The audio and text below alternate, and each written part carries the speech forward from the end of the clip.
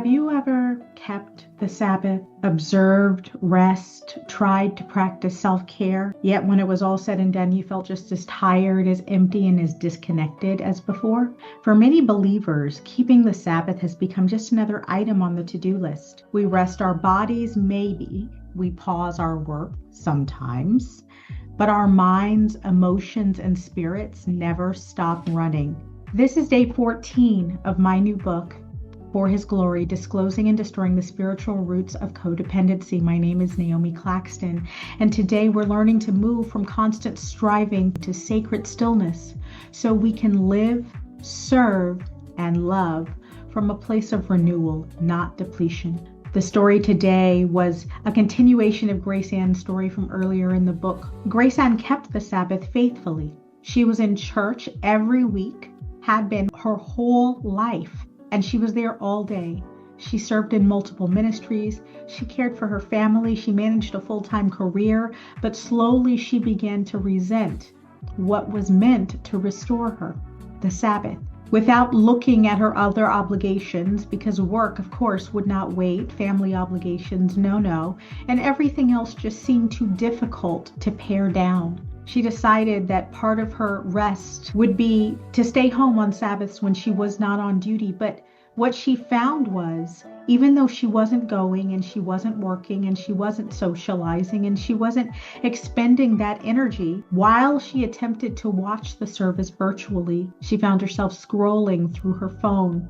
After the first week, she found herself just as exhausted and unrested as the Sabbaths when she was in the building. She had been observing the Sabbath externally, but she hadn't understood what it meant to enter into God's rest. What we have to understand is when David sang, "I was glad when they said unto me, let us go into the house of the Lord," it was an acknowledgement that rest is not just resistance, it's restoration. Sabbath worship is designed for true stillness, for pausing, and for plugging into the source of our strength, hope, and confidence. Sabbath worship is God's design for renewal.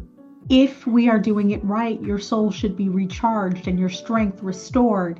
And I want to remind you that true rest is never doing nothing. It's entering into God's presence with joy, where He can breathe new life into the weary. So if you are a weary, overworked, overwhelmed, under-rested Sabbath keeper, I encourage you to remember that Sabbath keeping is not just pausing from our labors, it's a meeting with God. It's where our finite weakness meets His infinite presence and strength. It's where our exhaustion gives way to encounter, and it is a reminder that when we set down performance, release control, and surrender expectations of what it should be, what we want it to be, what we'd like to see, or what we have been praying for, the breath of God can revive us again. You can sit still, lay down, take a day off, and still not rest. If your mind is crowded with obligations, guilt, unchecked demands, and exhaustion, it will choke out your connection with God.